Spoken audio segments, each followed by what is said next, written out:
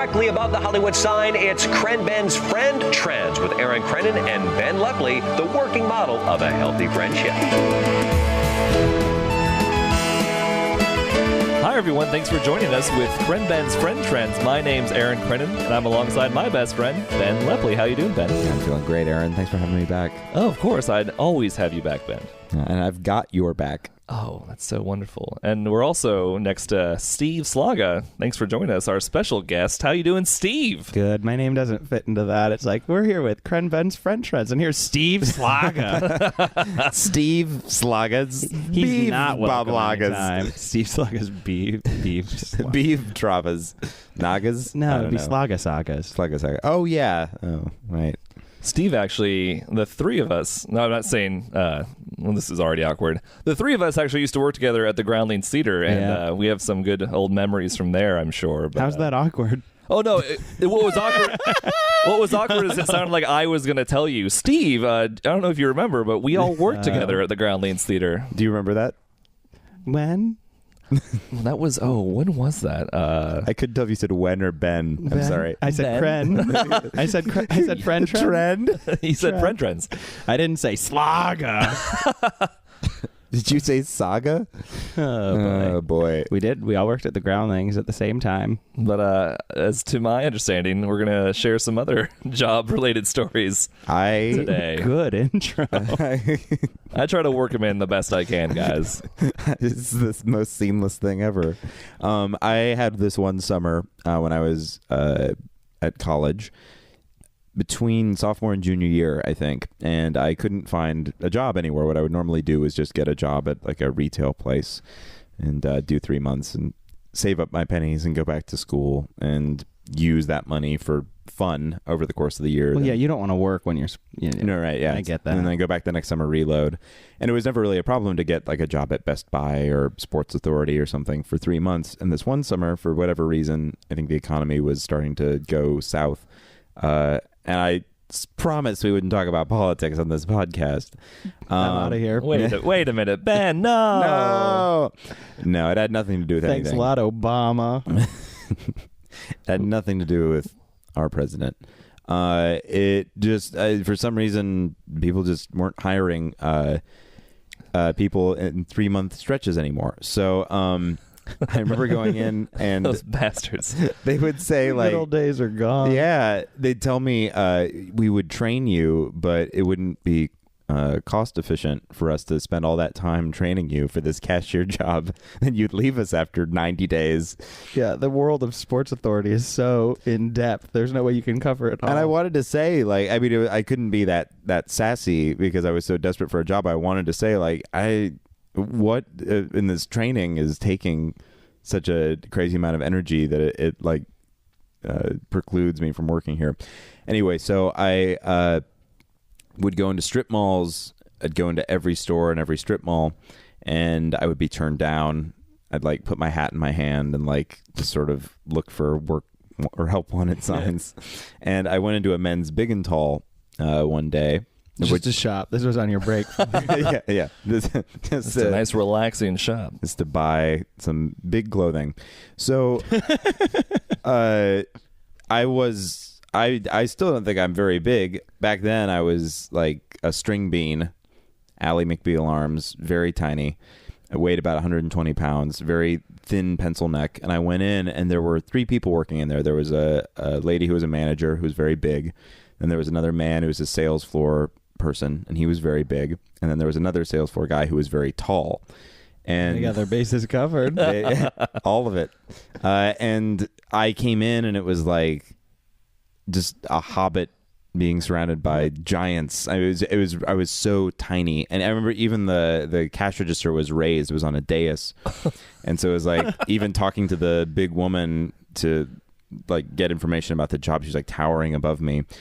And I also don't mean big as in like, oh, they were all super fat and obese. I mean, they just had like big frames. Like they were just like large people, and I was so tiny. It was very intimidating, but I still like, put my head down and like charged in. I was like, I want a job. I want to work here. I want to work here really bad. And this woman was like, what are you talking about? So authentic. Yeah. Give it to me. So she couldn't have said no because I'm pretty sure that's illegal. So what she did was she said, come with me to the back room. And the back room was like this bare wood wall, bare wood ceiling, and like a single light bulb dangling. Sounds like something illegal was going to happen there. Yeah. It was like in movies, like when they interrogate people, like in the back room, it was like the sweat room in the back. But there was this like lone desk back there, and she took a phone out and plugged it into a phone jack in the wall. And she said, you can call the 800 number for headquarters. And then you can apply over the phone. And I, at the time, was like, shouldn't she give me the number and I can do this from my phone at my house? But I didn't want to rock the apple cart because I wanted this job so badly. Right. So I sat down. Of course you did. Big and tall store. It was the last place in town, the last strip mall front that I hadn't put my head into. To be fair, though, you could have just said to any of these places beforehand, I am not longer than 3 months. You could have easily lied and not told them. Couldn't tell a lie. Well, the thing too is they asked where you went to college, and I had to put the University of Northern Iowa, which was 2 hours away from Des Moines. Oh, got it. So even if I did lie, they'd be like, "Wait." I guess I could have said I wasn't going to school, but say it's personal and it's really tragic, and you don't want to talk about it. I don't want to go back. I don't want to go back there. My lung collapsed there. Let's go back to Samantha Roy's episode. God, what a podcast. That was a golden goose of what a a one. podcast. Golden. Oh, no, her hair's red, not gold. Never mind. There's no connection there. Ginger podcast. So I sat down at this desk and called this 800 number. And what you would do was punch in your information numerically. So it would ask for your name, and you had to type 22 for B, and then wait, and then it'd say, you've entered B. And then you have to type in 55 for E, and then 6 for N, and you'd have to go. That it was like working. What's something after 9? What's T? No, I think all the numbers are covered, right? Because one of the buttons has 4 letters on it. Oh, I get it. No, I get it's like old T9 text. Yeah, like exactly. Yes, you took the words out of my mouth. It was like a T9 deal, but without it being a cell phone and doing it all via audio. Ooh. So I had to enter Benjamin Lepley. Had to put in my address, and it took like an hour to get all this information in through the keypad. Do you remember when it would like differentiate between numbers for like your address and then like the start of your home street? Well, there would be, you'd have to do like my home address 2117, and then like that was your number, and then you'd have to wait for the prompt to start putting in the letters. And I kept making mistakes too, because it's really complicated. So like if you pressed pound, it like wiped it, and you had to like start back at the beginning of the section. It was a nightmare, and I think it was designed to break skinny people from working there. It was like this big psychological tactic that they had. Whereas like big and tall people would be more willing. Well, they wouldn't have made them do the phone version. I have a theory that they would have done the paper version. Yeah, or there had to have been an online version at this point. Oh, probably. If not, there's actually, I think you're right. I think there was probably, they wanted to do this all on the internet, but if you didn't have internet, they couldn't disqualify you, so there had to be like a touch-tone telephone option. So I go through all of this, and then they give you like a psychological evaluation over the phone too, where you have to like press 1 if you agree or 2 if you disagree, and answer it all within like 60 seconds. Long story short, aced it. Did so great. Went home, waited like a week or 2 weeks, and then I went back because I hadn't heard anything. I was like, hey, I'm just following up. I really want to work here. And the woman finally, she couldn't believe I was back, first of all. And then she just came down from the dais, like stepped down to my level and just sort of pulled me aside and said, look, man, you don't want to work here. I was like, oh, man. It was like more threatening than normal. So I just sort of took that as it was and left. Then later on that summer, about a month in, super desperate, hadn't made a dime. I went to Borders Books and Music, which nowadays is gone, right? No longer in existence. And I begged them. I somehow got an interview with the manager there, and I begged them for a job, and they gave me one, and I made $6 an hour being a cashier. So I couldn't actually go out on the floor to talk about books or move books or sell books. Touch those books. No, I was not. That was the bookseller's job, and I was cashier only. So I did about 10 hours a week. Like, it was such a pity job. I made like no money, but I was still making some money, so it was better than nothing. And that was the summer that the 6th Harry Potter book came out. So I don't know if you guys remember this, but all the bookstores used to do a big Harry Potter book party at midnight, release party, and all the kids would come. So we had a big team meeting about it because it was all hands on deck, and I was excited to make some money. And they said, now everybody is encouraged to bring a costume, dress up like a Harry Potter character for this kid's party. And they said, we don't want to like pressure anybody, just do whatever you're comfortable with. And I was like, well, you know, I don't have any money. Like what do you want me to do? And they're like, really, Ben, like, don't worry about it. We know you're like part-time, just whatever you think is fun, just bring it along. I was like, okay. So we had this place in Des Moines called the Theatrical Shop, which is the only place where you could buy costumes and props in Des Moines if you ever needed to do a play or a short film. And I went and I bought Harry Potter glasses, and they were $6. So I was like, oh, this is an hour of my time. I'm giving it back for this party. It seems fair. And then I drew a lightning bolt on my head. And I went in that night to Borders. This is a magic marker on my face and my round Harry Potter glasses. And I come in and everybody is dressed to the fucking nines. Like, people are in like sorting hats, and like they've got brooms and props, and they've got like wigs. Everybody is like, really, it's like cosplay, like it's a convention. And I walk in, and I was late, I remember, and it was like mid-meeting, and they all stopped and they looked at me and they go, what, no cloak? And I was like, cloaks costs like, at the Theatrical Shop, a black cloak costs like $40 to rent for like the day. It's so expensive. Are you familiar with Harry Potter? Have you read them? I've seen the movies. Okay, so you could have just like gone right back at them with like, it's invisible. It's an invisibility cloak. Oh, you're right. I should have done that. I should have not shown up and said I was wearing the invisibility cloak. Oh. There you go. So the night begins, and somebody goes to his car. One of the coworkers goes to his car, and he brings out a graduation gown. And he's actually like a big and tall guy. He would have shopped at the Big and Tall store. He's huge. He brings in his graduation gown from high school, which was like stuffed in his trunk or something. That's where I keep mine. So. Yeah, me too, to this day. Just under some boxes in the trunk. And it's like 3 sizes too big for me. So for the entire night, I'm running around through all these kids, and I'm tripping over this robe that's too big.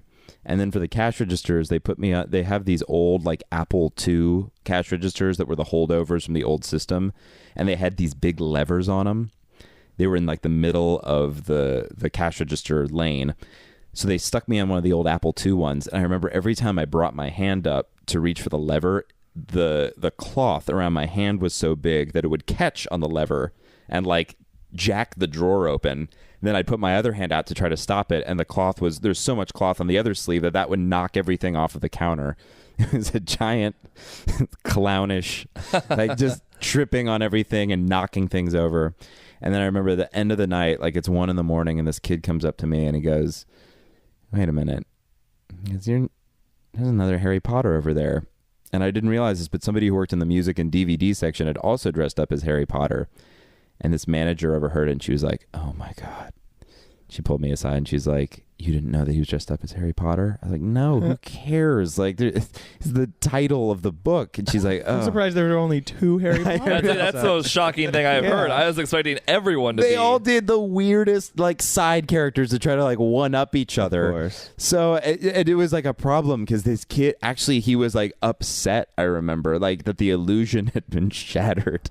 So the night ended with it being like, you fuck up. Like, what do we pay you for? How do we give you $100 a week for, if you're lucky? But yeah, that was a long summer. Long summer. I would go through the same things. I would honestly just lie. I did like pool supplies and stuff like that, and I would just be like, "Yep, I'm here forever. Not going back to school." Nope. I've always dreamed of this line of work.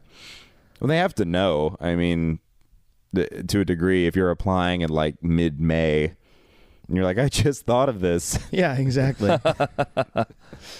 What a coincidence. Also, I mean, I think you just need to go find the places that need like summer help. Yeah, like landscaping and stuff, or like paddle boat rentals.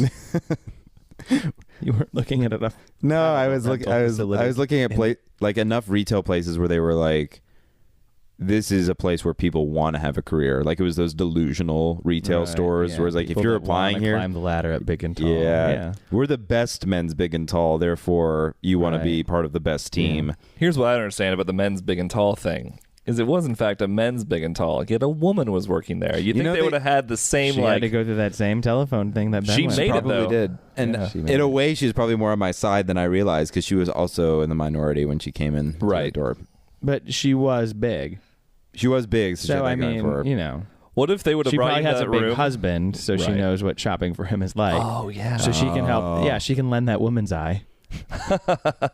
I didn't talk about any of my big family members. I could have been like, I know what it's like to be related to someone and have to buy gifts for them. And they're Yeah. like, we've already got Susan. Yeah. She's got it covered. Susan's got that down. Now, do you have any tall family members? I just loved the one tall guy. He was like, I know. He was so set because there were two bigs and one tall. And he knew he had like a certain degree of job security. Too big one. You can't let go of me. I'm the tall.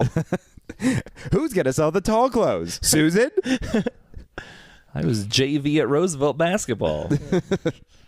Just clumsily walking, selling clothes. He eventually quit and opened his own tall store across the food court. I want him to have a Harry Potter opening night too. And then he wears a cloak that's too big for him. It's like a size 50 cloak, and he's knocking things over just so the big people could feel what it feels like. Disaster. Justice will be served. I remember I couldn't read books there either, which I thought was odd. Like I tried to read because it was summertime and really not many people were there, and I had these shifts at Borders that just stretched on forever. It was like an 8-hour day there. It was so long.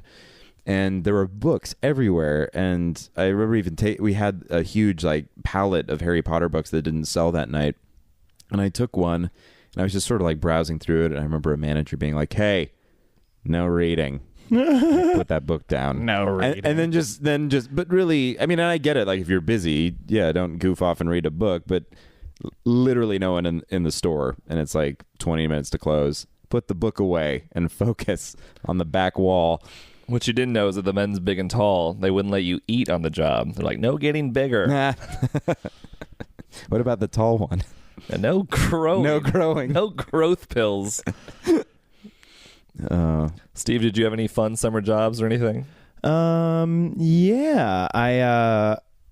What did I do? Well, I lived in Chicago. I went to school in Chicago. Ooh la la. Yeah, and so it's kind of funny because like your freshman year is great because your freshman year of college is basically sponsored by your graduation party. Like you have a graduation party. Oh, all your yeah. family gives you money, $100 bills. Yeah, exactly. And then you're just drinking and eating the worst foods paid for by all of your family. And then what happens sophomore year is you end up, going to the local kind of tiny little airport because you saw in the newspaper that they're looking for somebody to work in the toll booth for the parking lot. Which, unfortunately, I didn't get that job, so I don't have a story about that. Although the interview was conducted very briskly while I was in my car talking to the person. There's a line behind you. No, it wasn't that kind of airport. It was real tiny. Oh, okay. Regional. It was a region. That's what I was thinking. I wanted to say local airport, but I didn't think that was right. Wait, was that Midway? Midway's big, right? No, well, this was actually, I went to school in Michigan my first year and a half. Okay. So this was Battle Creek. Yeah, not to be confused with the upcoming CBS show, Battle Creek. Does that take place in Michigan? Yeah, in Battle Creek. It's also the home of Kellogg's headquarters. Cereal City is what they call it. That's so interesting. Yeah. So anyway, but no, I didn't work at any of those places. But I did. So yeah. Anyway, so cut to this is sophomore year of school, and now I'm in Chicago, and now I'm broke. All the graduation party money's gone. I'm an orientation leader in the summer, so that gets me through a little bit of the fall, but also not really, because at this point, like, I'm just spending the money as I make it, so it wasn't really banking. And so I started walking my cousin's dog because she also lived in Chicago. Very nice skyrise. Is that what it's high rise or Beautiful sunset building. I was combining high rise with skyscraper and got skyrise. But she lived in a beautiful high-rise skyscraper 2 doors down from Oprah's beautiful high-rise skyscraper. no way. Yeah. So this was a nice neighborhood. This was Streeterville for any Chicago locals. So yeah, not to brag, but I walked my cousin's dog in Streeterville. And I kind of felt bad. The way it got started was I worked at Jamba Juice, and then I just quit Jamba Juice because I didn't like it. They were very mean to me. They would accuse me of counting the money wrong. They wouldn't let me go on breaks. They wouldn't let me because accuse you. Yeah. I feel like there's hard evidence there. Well, the thing is, like, they had this weird scale where, like, as opposed to like counting the they money, weigh the money? They would weigh the bills. Like, it'd be a stack of $20 bills that it would weigh, and then We have to check to make sure they're all 20s, so why not count as long as you're doing that? Thank you. Anyway, it was all just, Also, the one time my drawer was over like $10. So first of all, I'm a college student who doesn't want to be here. You're welcome that I've only not rung up 2 people. And thirdly, you're over. So like, whatever. Right. I think I went from first to thirdly. I didn't have a second one. But so I quit Jamba Juice. I didn't like the way they were treating me. And I think I was going to get fired because I called in because I wasn't on the schedule. And I called in and I said, hey, I'm not on the schedule next week. And she just kind of laughed and said, oh, yeah, you come in and talk to us. So I was like, no, pass. Goodbye. So I started walking my cousin's dog. I think it was out of pity on her part. Or maybe, she preferred to have like her cousin family walking her dog and coming into her apartment instead of just, the local dog walker who kind of just goes through every building and walks people's dogs. But I would always see him places. And he knew that I kind of stole Shiloh from him. So I felt kind of bad because I poached. But as a college student, it wasn't the worst gig because I could easily get another job on top of it if I wanted to, because it would take like an hour. I would go, I would pick up the dog, I'd walk the dog and I'd be back. And I got like $10 per walk. So that's like $50 a week, which is like going out on the weekend money. And we've got a cafeteria plan and all that. You don't, need much else. I was gold in the cafeteria. I had the gold plan, so unlimited meals. Oh, was it the highest plan? Wait, first Streeterville, then the gold plan? Yeah. Oh my god. Well, I was gold. Why did you need a job? I know, right? Well, and so exactly, why did I need a job? So since I decided I didn't need to make any more money, you let the dog go one day. Dog go, yeah. Well, the dog, she was a very, very adorable dog. She still is. And her name's Shiloh, and she's very girly. She had a pink leash and always would have like a bandana on, which I just didn't want to deal with, like taking off the bandana to walk her. So I would just walk her with this pink leash and this pink bandana. But still, everybody would come up and say, "Oh, how old is he?" And I'm like, come on, you don't think it's a girl dog? It's got pink on, which I guess, I don't know. But the dog was weird because she loved that bandana. If she was, I swear to God, if I came over and she wasn't wearing a bandana, I would get the leash so she'd be like ready to go out, and then she'd like come with like a bandana in her mouth to be tied on her. Like, Put this on me. She had to accessorize. She had to be dressed up to go out for walks. So since I had that going on, I decided that I didn't need to make any more money. So I got an unpaid internship at the Jerry Springer Show. Oh nice. my. Mm-hmm. Which was great. It was Mondays and Wednesdays. Because that college trick where it's like, I'm going to try to get all my classes on Wednesdays so I don't have to do anything else ever. And then your Wednesdays really suck and your Tuesday nights kind of suck. But the rest of it is just like hanging out in the cafeteria because you got that gold plan. So that was really fun. I had a couple, I wore a lot of different hats at the Jerry Springer Show. Mondays were audience days. Those were like shoot days. No, those audience days were not shoot days. I'm sorry. Mondays were, I would work in the audience department, which is when I would be trying to get people to come see our show. And this was the internet was around, but as you can imagine, the internet took a long time before it really got to the Jerry Springer Show offices. So I would have to either answer the phones, like it was on at 3:00 local time, so the phones would go crazy around that time. So I'd have to answer the phones, and then otherwise I was responding to messages that people had left before, these people that wanted to be on the show. No, like phone messages. They would leave. God. Yeah, so I'd be like, I would have like a call log, and I have to call people back. And it's, probably 40% young, hip, cool people that just want to go see the Jerry Springer Show for fun. and 60% just insane people. I'm sure. People that should probably be on the show.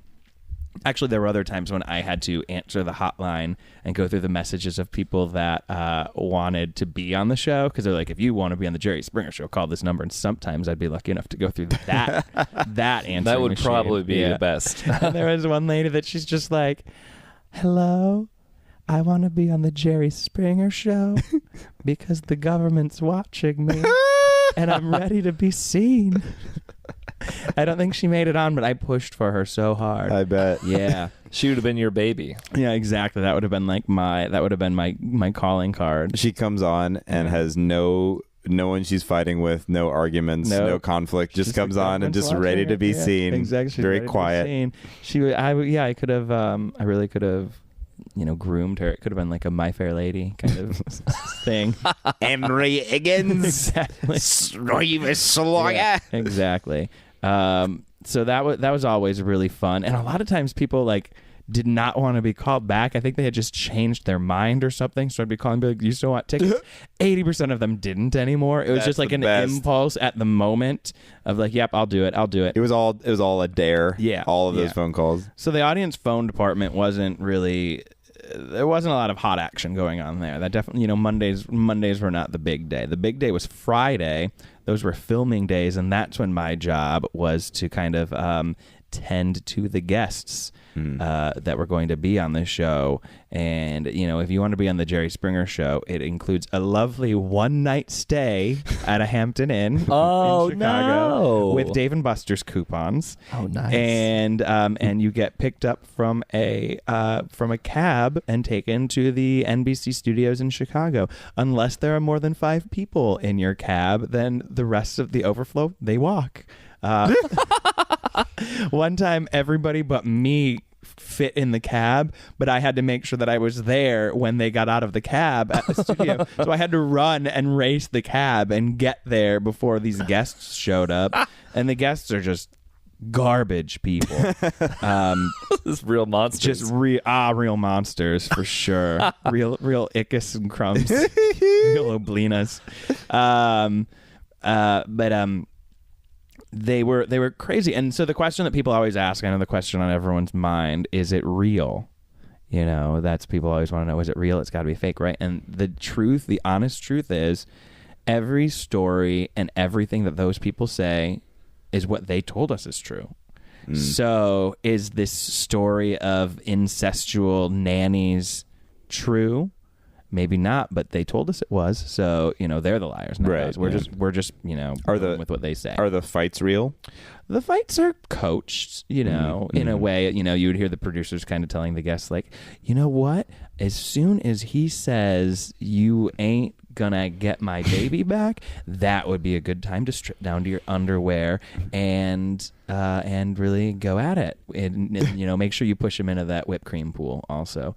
Speaking of stripping down to their underwear, because there's so much guys stripping down to their underwear before fighting, we had and I would have to make frequent runs to the Marshalls across the street, but we always had an unlimited supply of underwear that had no logos. Oh yeah. Right. So I would always have to ask the guest, does your underwear have logos? And sometimes they'd be confused and be like, no, why? And I'd be like, don't worry about it. And other times they would know exactly why. And I'd be like, oh, it does. Do I need to change? Because they were ready to strip down and fight. And did you have like a rapport with the Marshall's underwear department? Like, I wonder what they thought. Yeah. No rapport. I think it was just a lot of college kids that didn't really want to be there over the summer. See what I did. Ben, you could have got a job. I could have gotten a job there. It was only 18 Except they wouldn't have trained me from Iowa. Yeah. So I was basically the bottom of the totem pole, which meant there were producers to tend to these guests, and they were APs and stuff, and they were a production assistant. I was below the PAs because I was the intern. Oh right.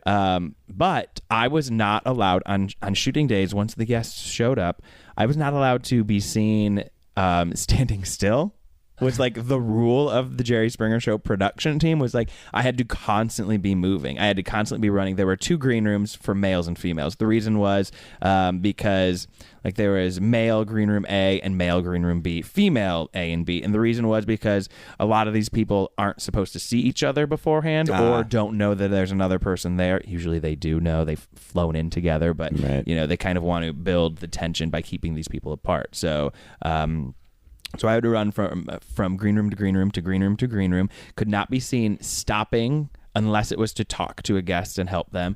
So standing was forbidden, and God help you if you for a second thought to sit down while you talk to somebody. So jobs, I would say on a Friday, it was 90% taking guests downstairs for cigarette breaks. Like it was just a constant rotation. I go to men A and we'd go down for cigarette or like you could combine things like, okay, let me think. So I can take men's room A and female B at the same time, and then I can take men B, but I can't take men B when I'm taking female A.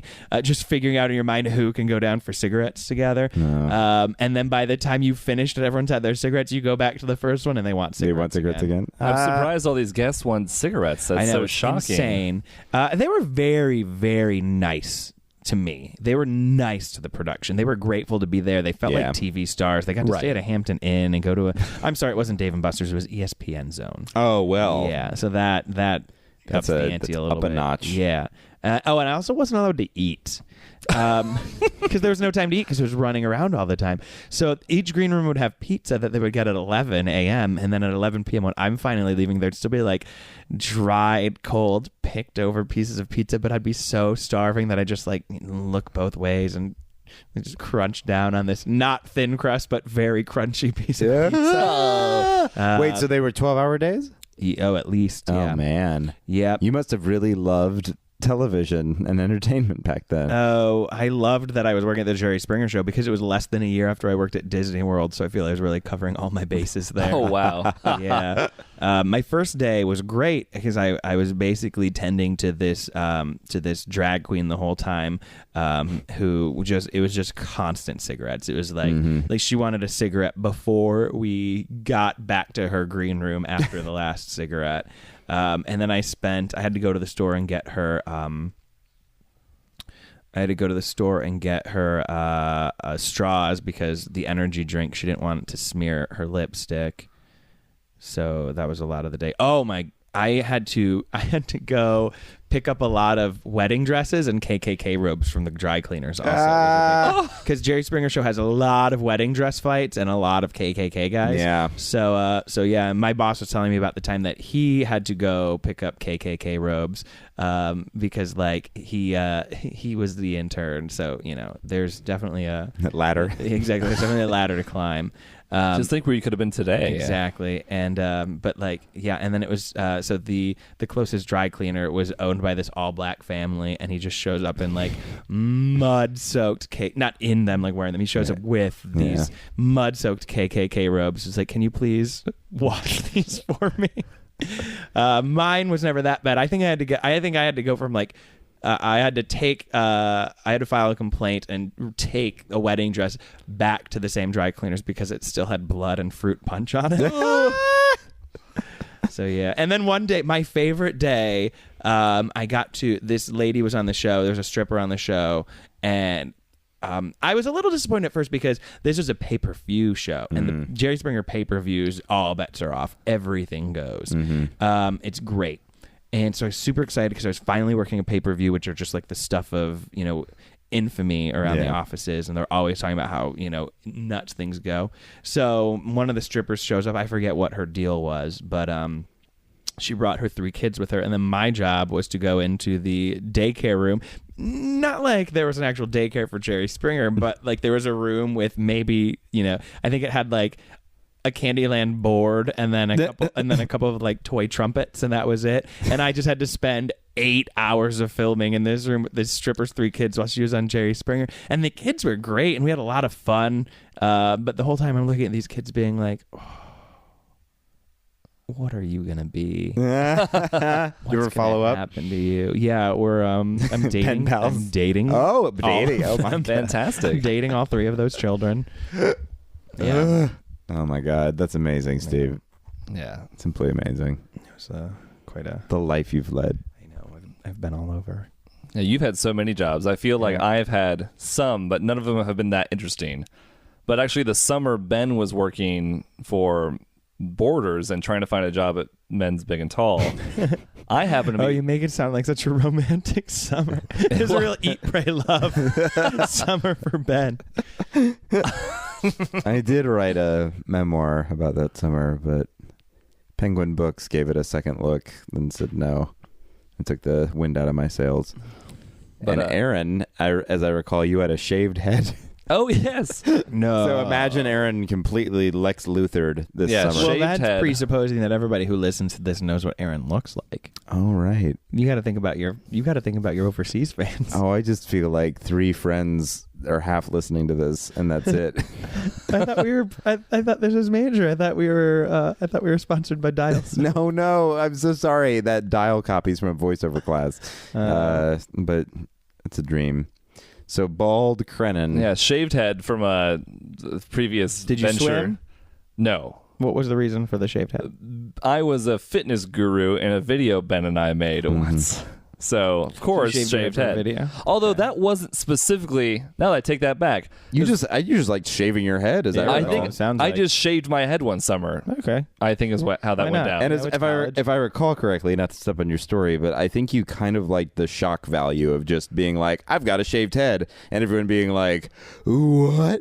Huh? And then you could just shrug and smile, and it's like, that's my thing. Right. There was a... It definitely... Whatever. We can all agree that whatever the reason, it was a cry for attention. Exactly. We can all agree on that. It's Dumb sketch video or just blowing people's minds. Right. It was interesting to see a 19-year-old with a shaved head and for him not to look like a Klansman or something. But I actually got a job with a friend of mine, which I'm still not sure why Ben didn't try to go this route, because I think we've looked back on it. And I was in the book game, man. Yeah. Yeah. But I He was was heavy working... into the Potter game. Yeah. I was working at Goodwill, and it sounds like a weird kind of summer job, but over the summer is when they're the most busy.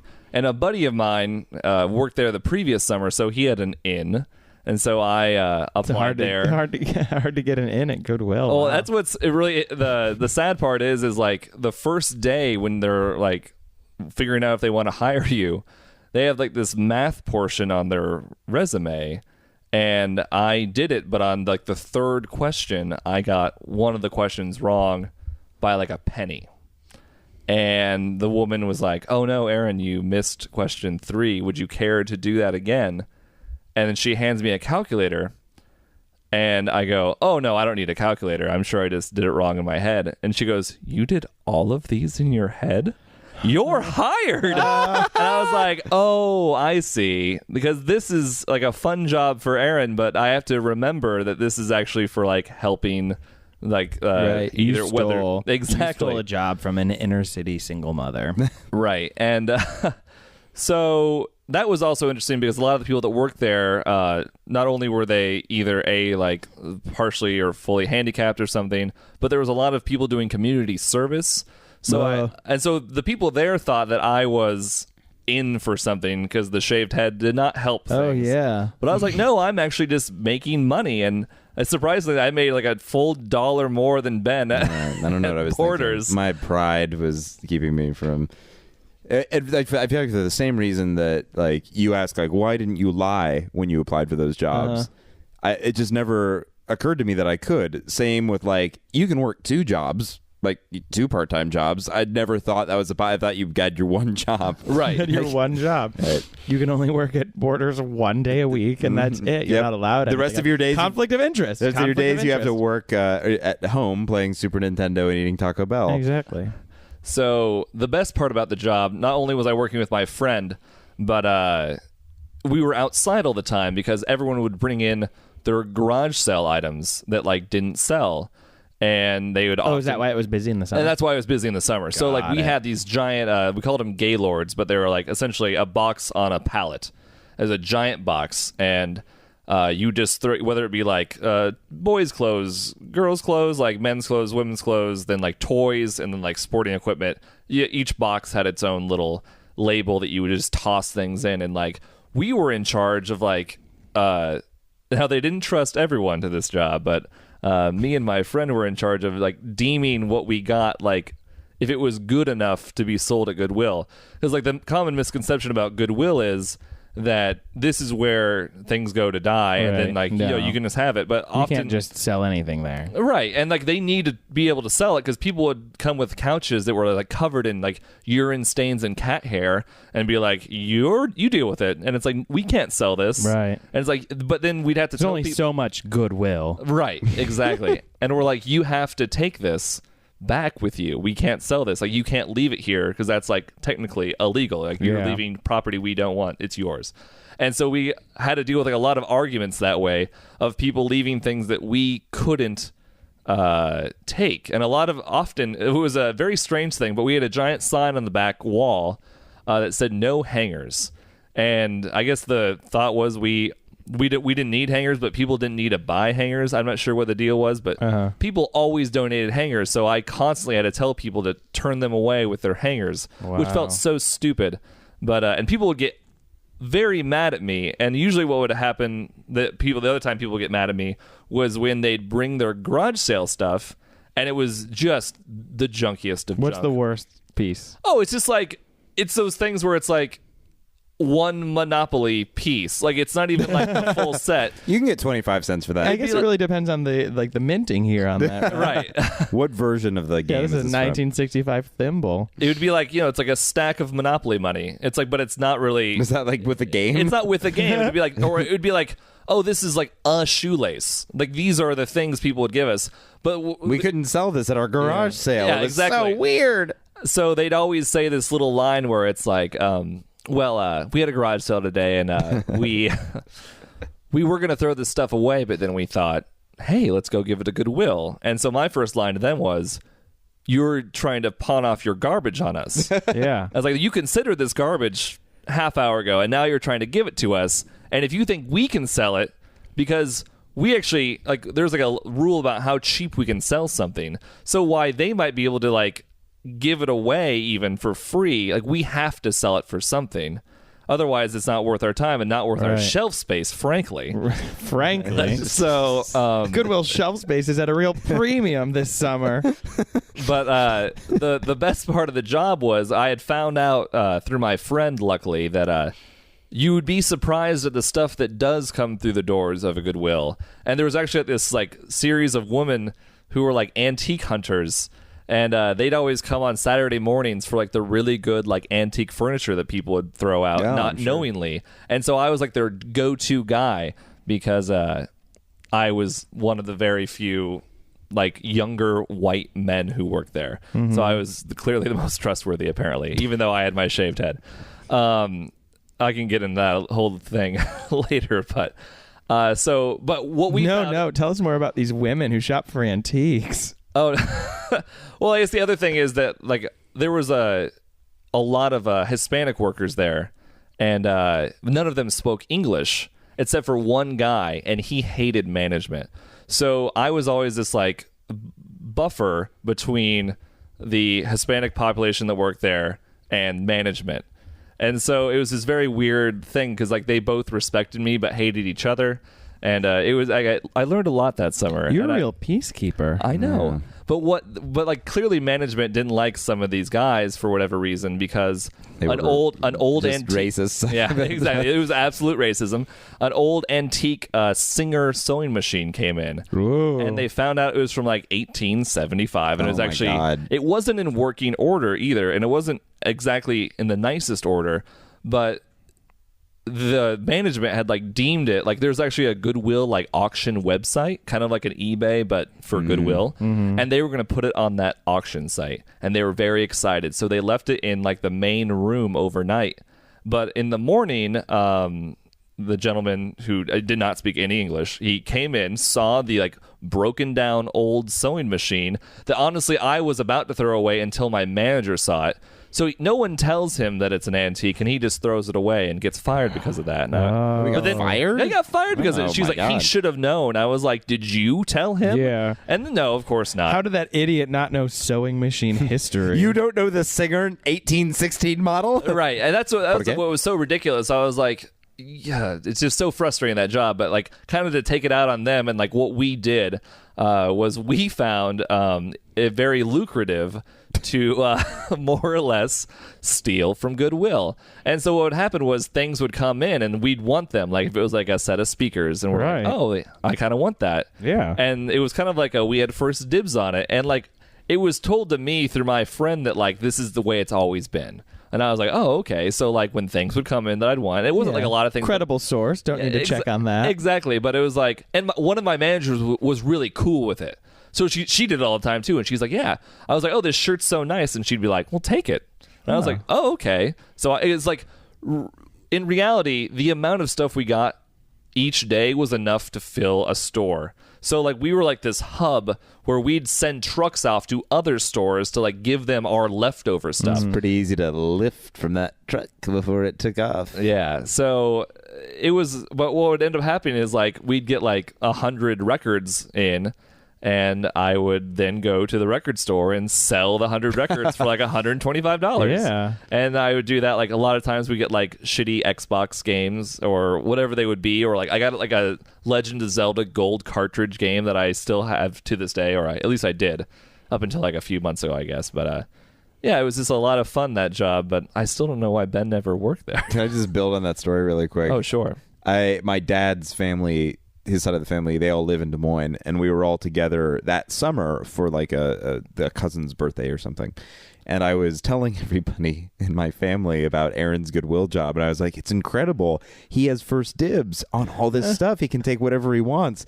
And I remember my uncle was like, that's theft. And everyone just went around the table and agreed with him. And I said, no, it's an unwritten rule. Yeah, it's an unwritten rule. Of course, at the time, I told everyone, like even my mom, she's like, "Where'd you get all this stuff?" I was like, "Oh, they let us take it from Goodwill." And as long as you say it with that like that happy inclination, they're like, "Oh, that must be how it is." Yeah, you know, I mean, I agree. I think I agree with Aaron and Goodwill, and I disagree with with most. Issues. I disagree with your family, Ben. My uncle and you have never seen eye to eye on one thing. I know, it's true. I hate him. But I agree with Aaron. I think like, yeah, if you have too much stuff and they were just gonna throw it away anyway, like who are you? You're not stealing from like I'll a little counter. man. You're stealing from big. You're I'll counter that they weren't going to throw from big Goodwill. the things that you took, though. They probably weren't going to throw away, I would say, but sell. That's true. Well, here's the thing, but I had discretion of what was thrown away or not, so I could be like, "Well, I'm going to throw this away. I guess I'll take it." That's an issue of bias. Also, I mean, like the people who go to Goodwill are either they're shopping for their. It's gonna get offensive. I know. Ben already laughed, and then I was like, "Oh gosh, let me make sure I'm not offensive with this." No, the people that are going to Goodwill are either shopping for their high school play costume, or they're just the type of person that would never even think or care to buy a bunch of records. Right. They're going there for clothes for their kids. Realistically, the record store people probably went and just bought the records, Right. And also those people that dropped it off at Goodwill are stupid idiots because they should have gone to the record store. Right. Exactly. Stupid idiot. That's what I always thought too. I was like, why aren't they trying to make a buck? Yeah. Like, what's with all this goodwill? So I have a I like to think that Aaron walked in every day, saw all the trucks show up with their shipments, and he said, "What's with all this goodwill?" every morning. So did you make more money from selling things than you did from your paychecks? Well, let's just be real clear. I didn't have an eBay account at the time, but you would have killed. But my friend who did work there, he whatever, we worked 40 hours or like 39 hours a week, so we were like under full-time employees, but still a lot of hours. If you did it right, you could absolutely like double your income. That's incredible. If you were willing, because there was a lot of like camera equipment that would come through, and there was a lot of things I bypassed that I knew were expensive. But I just didn't want. I mean, most of the things I took were T-shirts. Like I think I ended that summer with about a plus minus 150 T-shirts. It was just too many T-shirts, and I'm still like weeding through them whenever I go home. I'm like, oh right, the dumb Dairy Queen shirt I have. Yeah, there's still times. Does it say dumb Dairy Queen on it? Yeah. It was a really popular band in Des Moines. Years before dumb Starbucks, there was dumb Dairy Queen. Oh my god. I think I'm very interested to hear your guys' opinion on this. I think I applied to Dairy Queen every single summer, like once I turned 13, and I was turned down every summer. Wow. Yeah. Did you guys? And you need our opinion on that? Well, no. Did you guys apply to Dairy Queen? I don't think I could. I don't think I could work at a place that I love that much. I love Dairy Queen. Don't you wish there was one closer? Closest one I know is in Orange County. There's one in the Burbank Mall. There is. What? It's with an Orange Julius. It's like one of Okay, those. so it's like a half Dairy Queen. But it's still like it tastes the same. all right. I Do think you they get a have dilly the- bar? Yeah, I think they have the hot eats too, if I'm not mistaken. they do. Well, yeah, it's not a Dairy Queen unless it has the hot eats and the cool treats. I would say I've never applied to Dairy Queen, but my career ambition was always, and kind of still today, if I could get away with it. Just like I tried so hard for so many years, from high school through college to post-college, to just wait tables at a sit-down Pizza Hut. Oh, Because- the three of us doing that. Can you imagine? Oh, because we want that man. too. Yeah, that'd be so great. The 'Cause, ones like, with the buffets. Oh, Yeah, because yeah. it's pizza, so it's so easy. Like it's so hard to mess up an order, and and there's tips, and then you can be social with people. Maybe I don't want to do that anymore. You know, the closest one that I know of is in Northridge. We could go. Sit down Pizza Hut. There's one on Western and Wilshire. Oh, is there really? Yes. Oh my god. Oh, is there really? No, because I thought I looked them all up. Maybe that was. We'd go to the Northridge one on days off. Is that right? Yeah. Okay. Yeah. Well, from here, I would say that one might be the Maybe that's why I closest ignored to it Western immediately. Wilshire. Yeah, Technically, you're like yeah. that side of the hill. No, thank you. Also, I mean, I'm sure the Northridge one is very nice, and the earthquake didn't affect it. It was actually built harder and stronger. Oh, perfect. After. That earthquake of '94 didn't affect that sit-down Pizza Hut. No. Oh my God. Thank goodness. Well, Steve, thank you so much for being here. Yes, today. thanks so much, Steve. Thank what you. a pleasure. And do you have a Twitter account that people can follow? It's my name, I believe. It's Steve Szlaga. That's Steve with a V. Szlaga, S like Sam, Z like zebra, Laga. Follow me for all sorts of clever insights and Instagram links. Just be prepared because the floodgates are about to open in terms of followers. Enter the crack. What's that? Enter the Kraken? Send in the Kraken? Send in the Kraken. Wait, no, that can't be. Wait. Send in the Kraken. Is it send in the Kraken? Send in the Kraken. Summon the Kraken? Summon the Kraken. I Unleash don't the know. Kraken? Is it Unleash the Kraken. There you go. Well, you can follow this show at ChrenBen's. That's ChrenBens. You can also follow Aaron Crennan's account at Crennan, his last name, Chrenen, and you can follow me at White Bathrobe, which is spelled like how it sounds. So thanks so much for listening. WITE. Yeah. Then there's a weird silent E somewhere just on the end. Thanks for coming, Steve. Thanks for Thank you. remembering memories with us. And it was fantastic. Beautiful. yeah, we'll see you next time. Bye. Bye.